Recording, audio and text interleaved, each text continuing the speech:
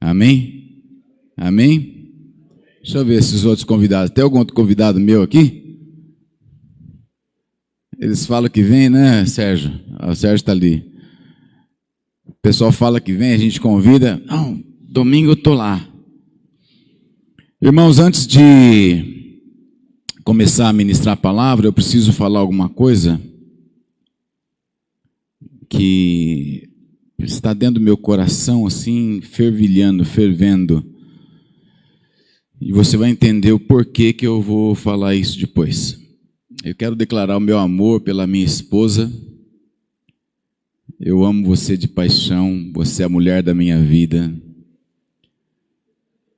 Saiba que a culpa sempre é minha. Eu te amo, te amo, te amo, te amo.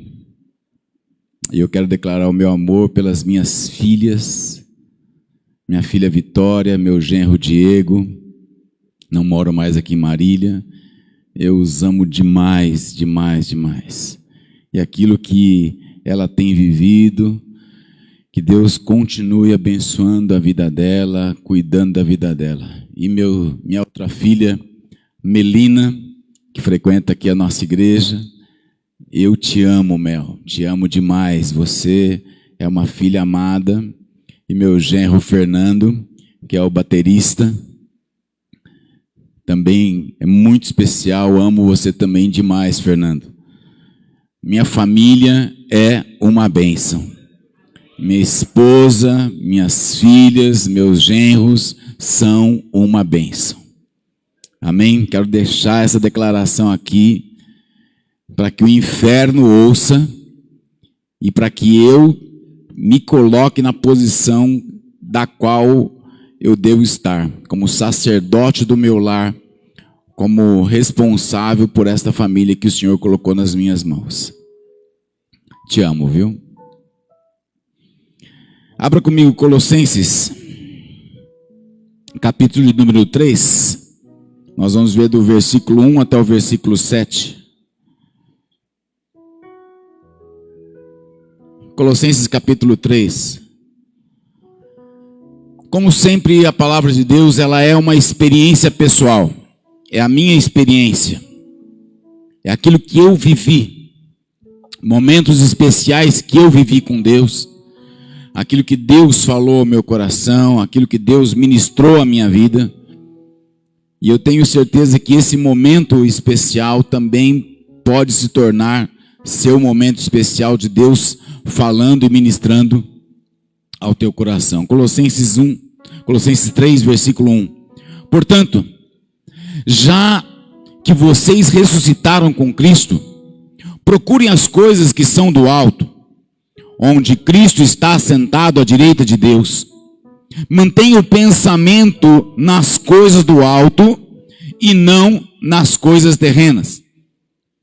Pois vocês morreram e agora a sua vida está conduzida com Cristo em Deus. Quando Cristo, que é a sua vida, for manifestado, então vocês também serão manifestados com Ele em glória. Assim, façam morrer tudo que pertence à natureza terrena de vocês. Imoralidade sexual, impureza, paixão, desejos maus e a ganância que é idolatria. E por causa dessas coisas vem a ira de Deus sobre os que vivem na desobediência, as quais vocês praticaram no passado quando costumavam viver nelas. O apóstolo Paulo, ele escreve à igreja de Colossos. Ele faz aquelas viagens missionárias e ele vai passando pelas cidades e ele vai deixando ali pessoas, discípulos de Jesus. Aliás, a palavra discípulo, na sua essência, do grego, significa aquele que não tem opinião própria.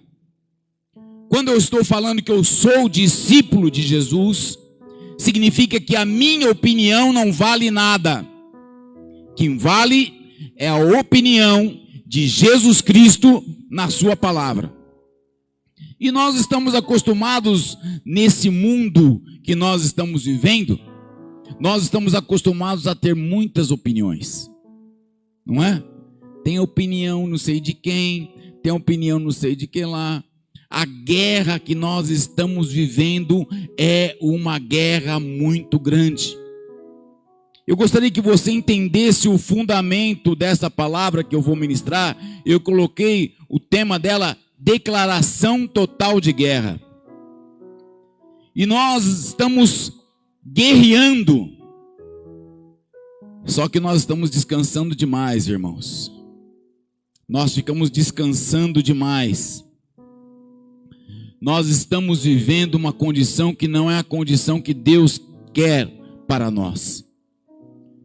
Nós estamos vivendo guerras, só que nós não guerreamos pelas mudanças. Muita gente fica falando e murmurando e reclamando e falando assim, mas por que eu sou assim? Por que a minha vida é assim? Por que eu ajo desta maneira? Por que eu faço determinadas coisas? Por que eu penso de determinada maneira?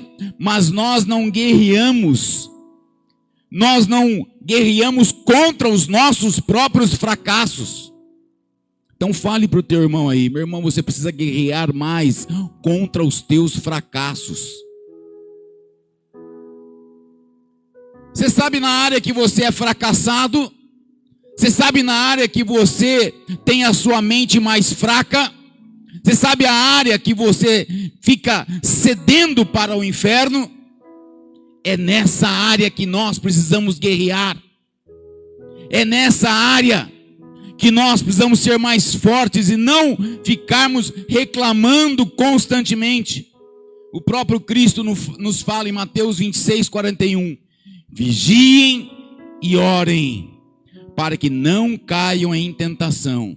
O espírito está pronto, mas a carne é fraca. Eu posso enxergar esse versículo de duas maneiras. O meu fortalecimento espiritual pelo Espírito Santo de Deus, eu posso enxergar esse momento aqui. O Espírito está pronto, eu tenho o Espírito Santo na minha vida. E a carne é fraca, eu domino sobre a minha carne. Ou eu posso enxergar na outra vertente. A carne é fraca. Eu vivo caindo em tentação porque ela me impulsiona a viver. Ela me impulsiona a caminhar em direção àquilo que são as tentações.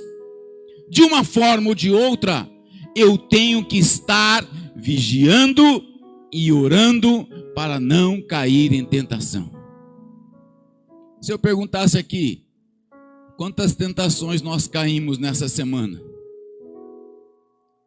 Se eu perguntasse aqui, quantas coisas passaram pela nossa mente? Quantas coisas passaram pelo nosso coração? Quantas coisas passaram em nossas vidas? E nós não guerreamos contra ela. Existe uma tendência cruelmente violenta na vida cristã. Escute bem essa frase, escute o que eu estou falando. Existe uma tendência cruelmente violenta na vida cristã. Sabe qual que é? É a violência contra quem eu sou. A violência não pode estar contra outras pessoas. A violência não pode estar contra os muçulmanos, contra os budistas, contra os secularistas, contra os cristãos mornos, contra os cristãos nominais, contra um chefe, contra um marido, contra um pai, contra uma criança. A violência tem que estar contra eu mesmo. Eu tenho que estar violento quanto a isso. Eu não posso aceitar os meus impulsos carnais. Eu não posso aceitar um impulso da minha alma. E nós temos estímulos que vão contra nós. Desejos que são violentos. desejos que são escravizantes. Vou falar alguns aqui. Veja se você é escravo de algum deles. Comida, cafeína, açúcar, chocolate, pornografia, dinheiro, aprovação de homens, poder, fama. Será que nós somos escravos de alguns deles? Tudo isso é nosso inimigo. Tudo isso é nosso inimigo. A comida é nosso inimigo. O que a gente prefere comer mais? Uma salada de... um prato de saladas ou uma picanha, uma carne de panela bem gordurosa? O que a gente prefere mais? Ir num restaurante e pegar as coisas mais, como fala, saudáveis? Ou nós pegamos aquelas coisas... É uma guerra, irmão. É uma guerra. A minha guerra é contra o açúcar, contra o doce. Meu Deus, eu estou em casa às vezes no meio da tarde e vem aquela coisa, eu estou trabalhando às vezes na rua e vem aquele... Eles falam que o vício do açúcar é pior que o vício da cocaína. A dificuldade de... não é? Se equivale a nicotina. Se equivale a nicotina, exato. Quando a gente olha para tudo isso, são os nossos vícios. E quem é que vai lutar? Quem é que vai lutar contra isso? A minha esposa vai lutar contra mim, que eu fico comendo os sequilhos escondidos lá dela? Ela lá no grupo de mulheres, ela sempre recebe umas bolachinhas no final, uns sequilinhos, né, um suquinho. E durante o dia, eu passo na cozinha lá, olho lá, só 2. É uma guerra. Quando eu me tomo, né, quando eu me conscientizo, eu falo, não vou pegar. Mas é muito de vez em quando. É uma guerra. É uma guerra, é uma guerra, é uma guerra. Nós temos que ter essa violência. Nós temos que ter uma violência contra o nosso próprio ego. Nós temos que ser mais violentos. É uma guerra. A guerra não é simplesmente uma guerra comum, mas é uma guerra em que nós lutamos contra o pecado. Tudo aquilo que traz paz à nossa mente, tudo aquilo que traz regozijo à nossa vida, nós temos que guerrear contra isso. Só que nós estamos acostumados, eu vou falar daqui a pouco, mas a fazer uma guerra espiritual. Só que eu quero mostrar para você o que o apóstolo Paulo, ele nos fala no livro de Romanos. Abra o livro de Romanos, que nós vamos estudar o livro de Romanos inteiro nesta manhã. Vai ser um livro base para a nossa vida. Se quiser, depois durante a semana, na sua leitura diária, no seu devocional, você vai ler cada um dos capítulos. E eu vou mostrar para você a guerra que o apóstolo Paulo está falando para nós no livro de Romanos. Capítulo 1, versículo 32. Embora conheçam o justo decreto de Deus, de que as pessoas praticam tais coisas merecem a morte, não somente continuam a praticá-las, mas também aprovam aqueles que a praticam. Eu não quero entrar no mérito do pecado ou da situação que está sendo falado no capítulo 1. Mas eu estou mostrando para você aqui que aqueles que aprovam o pecado também merecem a morte. Aqueles que olham o pecado e não fazem nada por ele merecem a morte. Será que você teria coragem de perguntar para o teu irmão: meu irmão, será que eu mereço a morte? Às vezes nós aprovamos o pecado, nós aprovamos a imoralidade. No capítulo 2, versículo 1. Portanto, você que julga os outros é indesculpável, pois está condenando a si mesmo naquilo que você julga, visto que você pratica as mesmas coisas. Quem sou eu para condenar? Quem somos nós para condenar? A condenação, o juízo, tem um só, que é o nosso Senhor Deus que está sentado. Ele é o juiz, Ele é o Senhor, é Ele quem julga.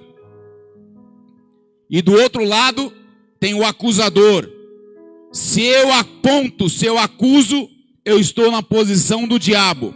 Se eu julgo, eu estou na posição de Deus. Nenhuma das posições é minha. Eu tenho que entender que não há nenhum justo. Nenhum justo. Nós fomos justificados, mas não somos justos. Capítulo 3, versículo 20. Portanto, ninguém será declarado justo diante dele, baseando-se na obediência à lei, pois mediante a lei é que nos tornamos plenamente conscientes do pecado. O que significa isso? Se alguém me instruiu que aquela rua aqui de cima é contramão, e eu entrar nela contramão, eu estou fora da lei, eu estou em pecado. Se alguém te instruiu, se alguém falou para você alguma coisa que é contra a palavra de Deus, e você continua praticando, significa que você está em pecado. O que nós precisamos? Nós precisamos saber que a nossa justificação é pela fé. Romanos capítulo 3, versículo 21. Mas agora se manifestou uma justiça que provém de Deus, independente da lei, da qual testemunharam os profetas. Quem é a justiça que vem de Deus? Quem é a justiça que vem de Deus? Jesus Cristo, o autor e consumador da nossa fé. Capítulo 4, versículo 13. Capítulo 4, versículo 13. Não foi mediante a fé que Abraão e a sua descendência receberam a promessa de que seria herdeiro do mundo, mas mediante a justiça que vem da fé. A justificação pela fé. A justificação vem pela fé. Nós precisamos entender essa verdade. Nós precisamos entender esta palavra. A nossa justificação não está fora da palavra de Deus. A nossa justificação não está fora da fé em Cristo Jesus. No capítulo 5 inteiro, ele fala de Jesus que veio para salvar. Capítulo 5, versículo 17. Estou lendo somente um versículo dos tópicos principais de Romanos. Se pela transgressão de um só homem a morte reinou por meio dele, muito mais aqueles que receberam de Deus a imensa provisão da graça e da dádiva da justiça reinarão em vida por meio de um único homem, Jesus Cristo. Jesus veio para salvar o teu corpo, a tua alma, porque você vai reinar em vida. Não é só lá na eternidade, é em vida com Cristo Jesus. No capítulo 6, ele fala da ressurreição e da liberdade do pecado. Capítulo 6, versículo 15. E então, vamos pecar porque não estamos debaixo da lei, mas debaixo da graça? De maneira nenhuma. Nós não vamos mais viver debaixo deste pecado. Não é porque eu estou na graça, não é porque eu estou aqui. Tem uma doutrina, tem duas doutrinas aí que me perturbam, né? Porque são dois extremos, né? A primeira é falar assim que uma vez salvo, salvo para sempre. Eu não sei, nunca conversamos exatamente disso, né, pastor Marcílio, pastor Rony? Mas eu atribuo um problema. Uma vez salvo, salvo para sempre. Então quer dizer que eu fui salvo, daí eu posso fazer o que eu quiser e chegar lá na vida eterna eu vou ser salvo. Tudo bem. E a outra é o outro extremo, que é o livre-arbítrio. Eu escolho aquilo que eu quero fazer. Eu tenho a minha teoria, mas eu nem vou falar aqui porque mas nós ficamos esquecendo disso, esquecendo desses princípios, que eu tenho que andar debaixo da lei e eu não vou andar mais debaixo do peso do pecado. É isso. A minha vida tem que ser uma vida de santidade.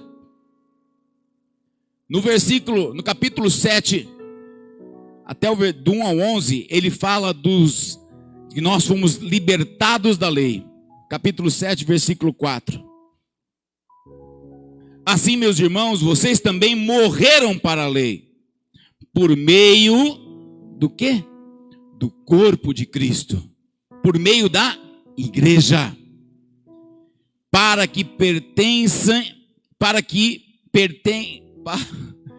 pertencerem ao outro, aquele que ressuscitou dos mortos, a fim de que venhamos dar fruto para Deus. Se eu não dou fruto, o que acontece? Cortado e lançado aonde? Numa fogueira. A fogueira é o quê? Inferno, né? Capítulo 7 ainda, do versículo 12 até o 25, ele fala do homem desgraçado, o homem desaventurado. Versículo 15, do capítulo 7, versículo 15 até o 17. Não entendo o que faço, pois não faço o que desejo, mas o que odeio. E se faço o que não desejo, admito que a lei é boa. Neste caso, não sou mais eu quem o faz, mas o pecado que habita em mim. Olha a guerra. Olha a guerra. O tempo todo Paulo está falando de uma guerra espiritual que nós temos contra o pecado que habita nas nossas vidas. Uma guerra espiritual dos meus desejos carnais. Uma guerra que está dentro de mim.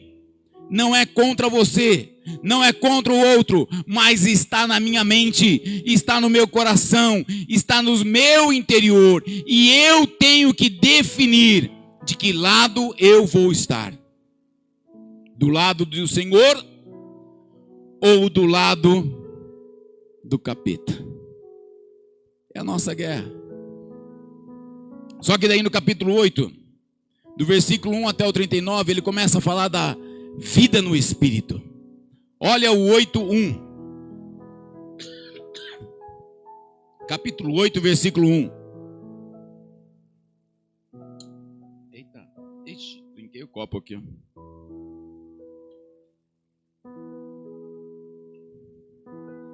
Portanto, agora já não há condenação para os que estão em Cristo Jesus. Quantas condenações há? Nenhuma. Para quem está em Cristo Jesus. Aqui ele começa a falar da vida no Espírito.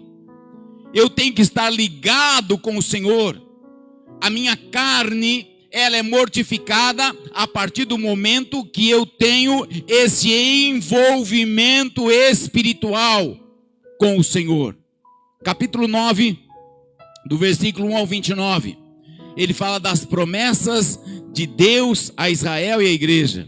O 23 e o 24 ele fala assim: e não só isso, mas nós mesmos, que temos os primeiros frutos do Espírito, gememos interiormente, esperando ansiosamente a nossa adoção como filhos e a redenção do nosso corpo. Pois nessa esperança fomos salvos. Mas esperança que se vê não é esperança. Quem espera naquilo que está vendo? A nossa esperança é pela fé. Nós esperamos dentro, interiormente. Eu tenho que aplicar a minha fé. No capítulo 30, no versículo 30 até o 10, 21, ele fala de um povo rebelde. Israel que foi rebelde. E se você pega o livro de Juízes, por exemplo, era o tempo todo Israel servindo a Deus, daqui a pouco estava servindo outros deuses, daqui a pouco estava servindo a Deus, daqui a pouco servindo outros deuses. Daí você pega o livro de Reis, a mesma coisa, a mesma história, e Deus falando: povo, vem para cá. Daí Deus mandava no cativeiro, Deus ia lá, livrava o povo, trazia o povo adorava a Deus, de repente olhava para trás, voltava, o tempo inteiro uma guerra carnal, que é esta mesma guerra que nós estamos vivendo nos nossos dias. Capítulo 10, versículo 21.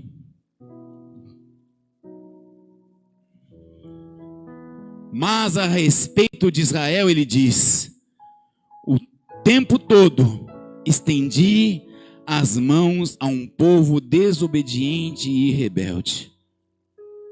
Você acha que Deus não continua estendendo a mão para você? Você acha que Deus não continua estendendo a mão para mim? Mesmo eu, na minha rebeldia, na minha desobediência, você acha que Deus não continua me chamando? Não continua te chamando? Sim, Ele continua pela sua misericórdia, pela ação que Ele tem em nós. No capítulo 11, versículo 1 até o 36, ele fala de Israel que não é rejeitado totalmente. E no versículo 25 do capítulo 11: irmãos, não quero que ignorem esse mistério, para que não se tornem presunçosos. Israel experimentou um endurecimento em parte, até que chegue a plenitude dos gentios. Quem é a plenitude dos gentios? A igreja, a graça, a vida que o Senhor nos deu. É um mistério, mas continua sendo uma guerra. Capítulo 14, versículo 1 a 23, ele fala do respeito entre os irmãos. Versículo 19 do 14: por isso, esforcemo-nos para promover tudo aquilo que conduz à paz e à edificação mútua. Você consegue viver em paz com todo mundo? Consegue agradar a todo mundo? Consegue fazer as coisas? Irmãos, é uma guerra, é uma guerra. A nossa carne milita, a nossa ânsia milita. É uma guerra constante para nós mantermos a paz. Capítulo 15, do versículo 1 ao 25, ele fala da prática do amor. E no 15, 14, ele fala assim: meus irmãos, eu mesmo estou convencido de que vocês estão cheios de bondade e plenamente instruídos, sendo capazes de aconselhar uns aos outros. Nós somos capazes, nós temos a plenitude de Deus em nós, nós temos o Cristo vivo em nossas vidas, nós temos a presença do Espírito Santo de Deus em nossas vidas. Nós somos capazes de falar: não faça isso, não vá por esse caminho.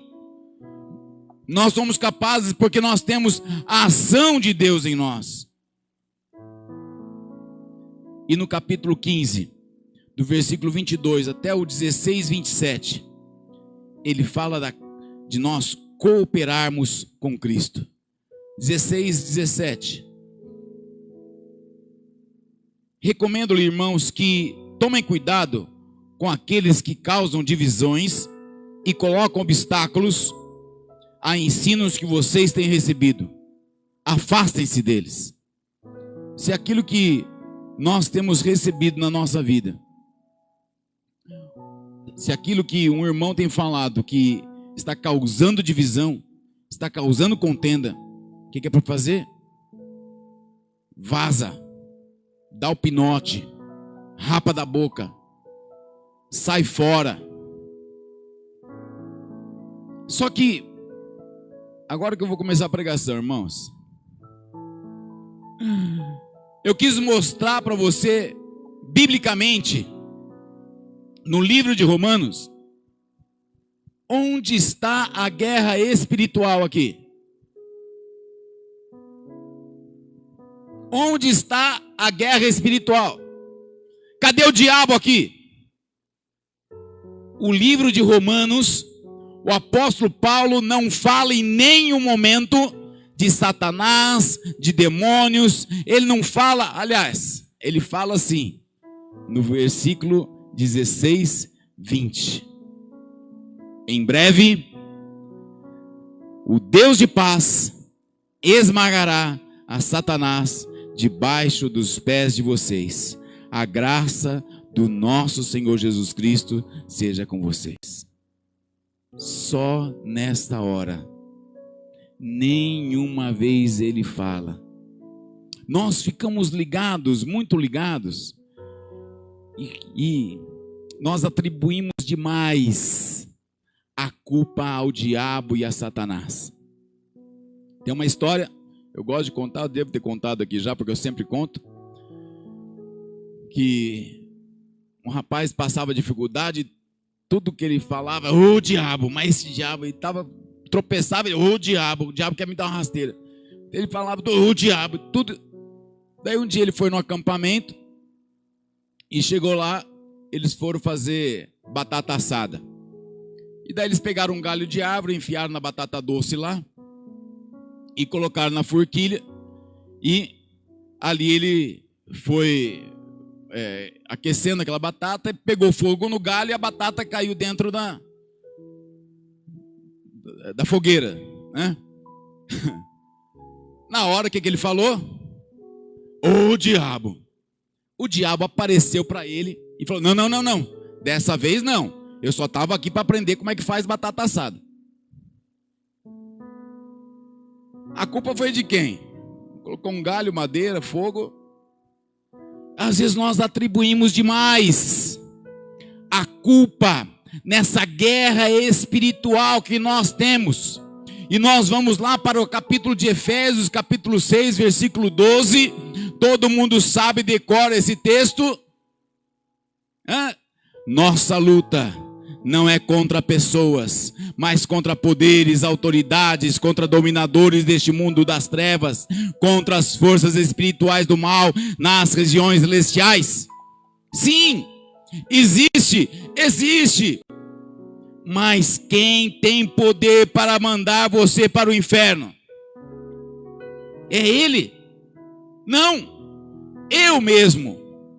A guerra é contra mim. Eu sou aquele que sou uma base de operações para o diabo, que ele fica me instigando, ele fica me levando a pensar, ele fica lançando os seus dardos, e eu quem faço a opção de escolher, eu quem escolho ceder, eu quem escolho deixar a minha carne fortalecida, eu quem escolho.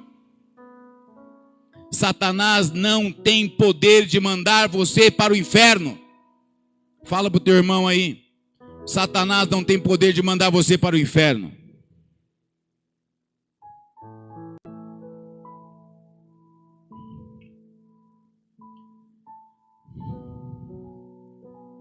Romanos capítulo 13. Romanos capítulo 8, versículo 13. Volta lá. Romanos 8, 13. Se você puder guardar um versículo hoje, se você puder decorar um versículo, se você puder praticar um versículo, guarde esse. Talvez você não tenha anotado todos os versículos que eu falei, talvez você não tenha lembrança de todos os versículos, mas este, irmão, guarda esse pelo menos. Romanos 8, 13. Vamos ler juntos? Então não importa a tua versão, não tem problema.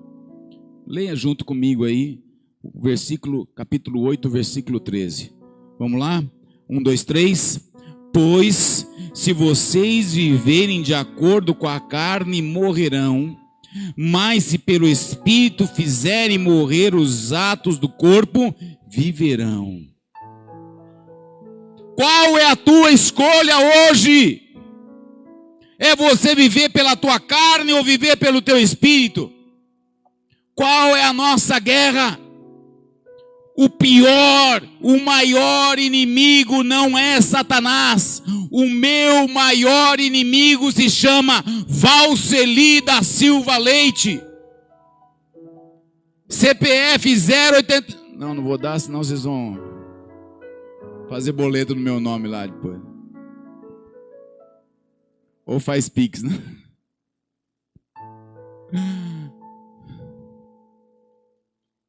Irmãos, seu maior inimigo é você. É você que vai se levar para o inferno. É a tua carne que vai dominar. O segredo desse versículo é muito simples. Se eu estou vivendo de acordo com a carne, eu vou morrer. Se eu estou vivendo de acordo com o Espírito, eu vou viver. E aí? E aí? A minha mente, ela tem que estar voltado 100% full time para a palavra de Deus. Eu tenho que pensar 100% naquilo que é a palavra de Deus. Eu tenho que andar 100% voltado para as coisas espirituais de Deus. E nós abrimos mão disso muito facilmente. Nós abrimos mão porque é muito mais satisfatório para a nossa carne se irar. É muito mais satisfatório, tem muito mais satisfação eu comer um sequilho. É muito mais gostoso. É muito melhor.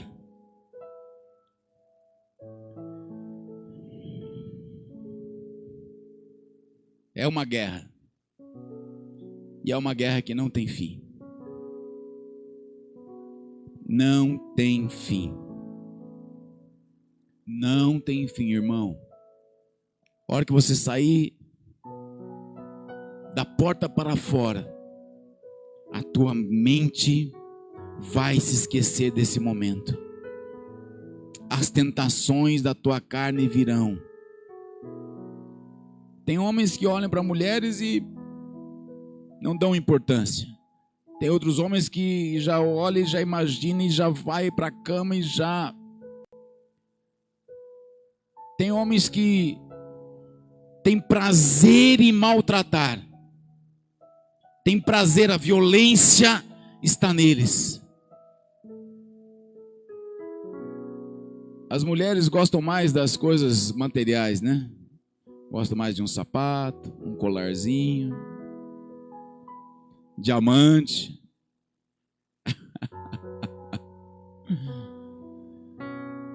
Uma guerra. Uma blusinha. E aí? Será que é uma guerra? Será que vai ser uma guerra? Você olhar para aquela situação e falar: não, isso é da minha carne, eu não vou ceder. É lógico, colar, um sapatinho, tudo tem a hora certa. Tudo tem a hora certa, irmão. Não estou falando aqui que nós vamos ficar aí com as mulheres mulambentas, né? Não, nós vamos cuidar, nós cuidamos das nossas mulheres, sim. Cuidamos de nós como homens. Nós precisamos entender isso. Mas eu tenho que ter a linha. Eu tenho que saber aquilo que é espiritual e aquilo que é material. Eu tenho que saber aquilo que é carnal, aquilo que está me dando prazer, além daquilo que é o espiritual. Como que está o teu pensamento? Como é que está a tua vida diante do Senhor? Nós vamos participar da Santa Ceia e a palavra de Deus, ela fala assim: confessa o teu pecado. Analisa, tenha entendimento, fala para o Senhor: eu não quero mais andar voltado para a minha carne. Fortalece o meu espírito, fortalece a minha mente, me dá a tua palavra. Ai, mas pastor, eu não sei como. Leia o manual. Eu não tenho jeito. Leia o manual. Vai estudar a Bíblia. Faça o teu estudo pessoal. Leia mais. Tenha mais envolvimento com o Espírito Santo de Deus. Ore mais, clame mais. Abaixe sua cabeça por um instante. Feche os teus olhos. Tenha um momento de reflexão agora. O que a tua carne tem feito que tem te dado prazer? O que a tua carne tem vindo na tua vida? Existe alguma coisa que precisa ser tirada, que você ainda não tem domínio? Fale com Deus agora. Fala: meu Deus, eu preciso ser mais espiritual. Fala com o Senhor agora. Confessa o teu pecado, você e Deus. Olha, Senhor, eu tenho sido iracundo, eu tenho sido nervoso, eu não tenho olhado para as pessoas ao meu redor, eu tenho convivido com o pecado e ele tem me agradado. Fala com Deus. Fala: meu Deus, eu quero ser livre do pecado, eu quero ser um homem espiritual. Fala, você que é mulher: eu quero ser uma mulher espiritual. Eu quero conhecer mais a Deus, mais de perto, mais intimidade. Eu preciso desta verdade na minha vida. Fala com o Senhor. E faz um voto diante de Deus. Fala: Senhor, esse pecado eu não vou admitir mais na minha vida. Fala com Deus. Escolha um pecado que você tem praticado, que a tua carne tem solicitado todas as vezes. Fala: meu Deus, eu não quero mais praticar esse pecado.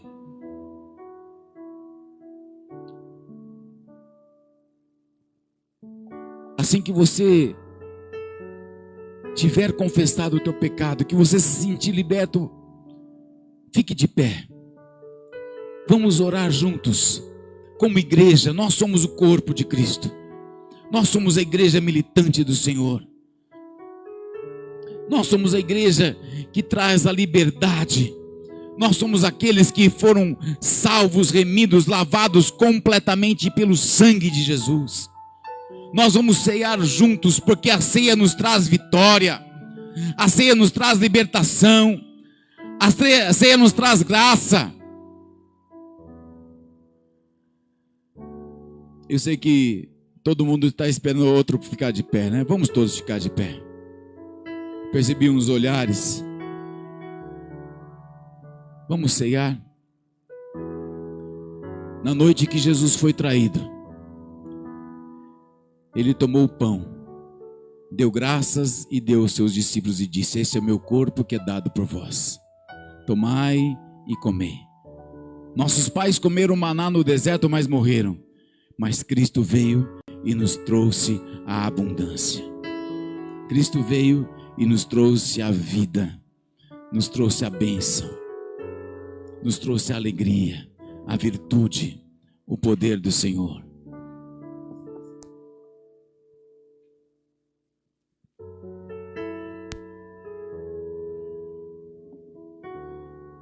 Quando Jesus Cristo veio nas nossas vidas, Ele derramou o sangue precioso, o sangue na cruz do Calvário, foi vertido por nós para tirar todo o pecado e toda a imoralidade.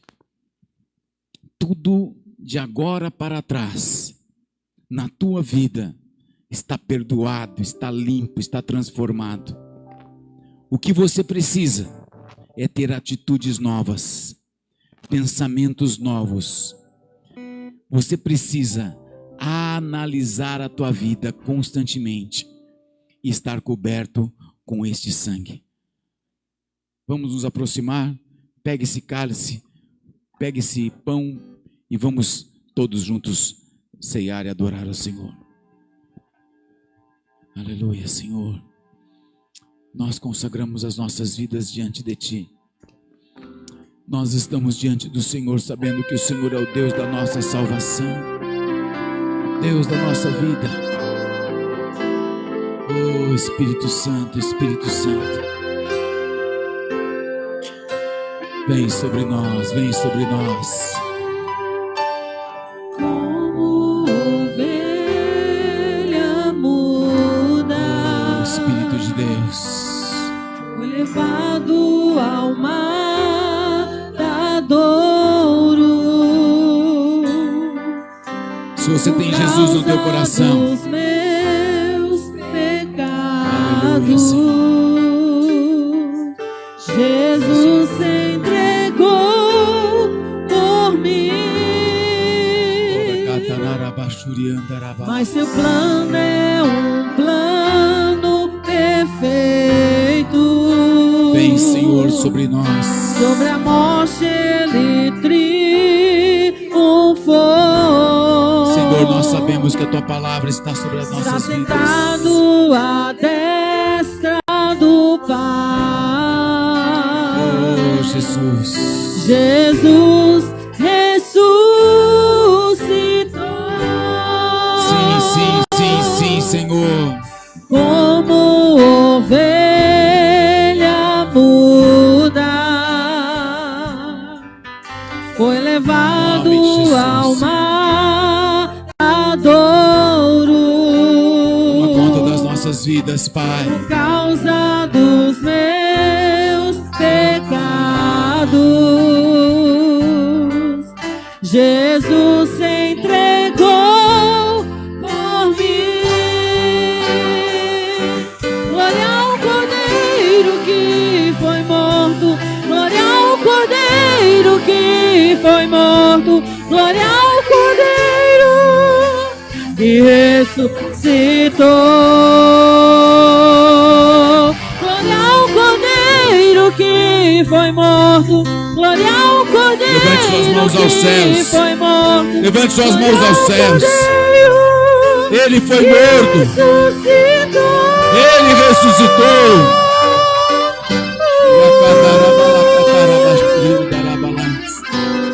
Faça essa oração ao Senhor. Fale que você não quer mais viver na carne, mas viver no Espírito. Fale com o Senhor, eu não quero mais Mas seu plano é um perder para mim mesmo. perfeito. Senhor, em nome de Jesus. Sobre a morte ele triunfou, triunfou. O Senhor derramou sobre si as nossas dores. Está sentado à destra Oh, do Espírito Santo, Espírito Santo. Jesus ressuscitou. Glória ao Cordeiro que Glória ao teu foi nome, morto. Senhor. Glória ao Cordeiro Glória ao teu que nome, meu foi Pai. morto. Glória ao Cordeiro que ressuscitou. Livra, Senhor. Glória Livra ao da minha Cordeiro carne. que foi morto. Livra, Senhor. Cordeiro que foi morto. Glória ao Cordeiro que ressuscitou. Em nome de Jesus, em nome nome de Jesus. Glória ao Cordeiro que foi morto. Glória ao Cordeiro que foi morto. Glória ao Cordeiro ressuscitou. Levante as suas duas mãos aos céus. Levante as suas duas mãos aos céus. Que o Senhor te abençoe e te guarde. Que o Senhor levante o seu rosto sobre ti e te dê a paz. Que o Senhor tenha misericórdia de ti. E todos os dias, todas as horas, todos os momentos, sobre a tua vida, tua família, teu trabalho, onde você estiver, a tua carne seja mortificada. O Espírito de Deus traga vida abundante e você vença, você ganhe, você tenha triunfo, porque o maior de todos está na tua vida. Eu te abençoo com a graça do Senhor Jesus, o amor de Deus o Pai e a comunhão do Espírito Santo da promessa. Amém e amém. Deus te abençoe em nome de Jesus. Foi morto. Glória ao Cordeiro que foi morto. Glória ao Cordeiro que ressuscitou.